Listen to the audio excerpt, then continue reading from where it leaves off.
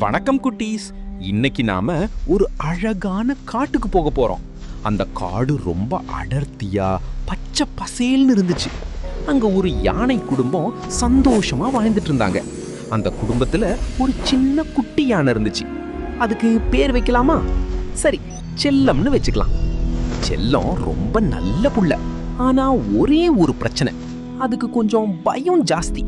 இருட்டுன்னா பயம், பெரிய சத்தம்னா பயம். ஆனா அதோட இதயம் தங்கம் மாதிரி.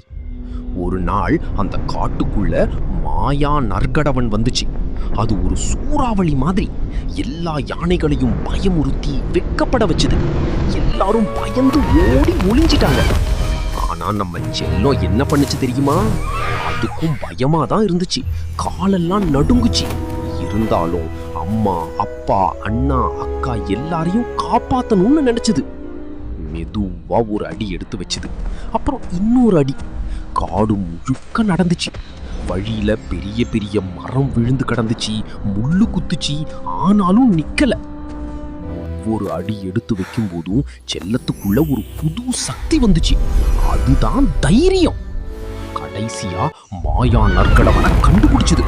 சண்டை போடல, கூச்சல் போடல, புத்திசாலித்தனமா அதை வேற பக்கம் கூட்டிட்டு போயிடுச்சு.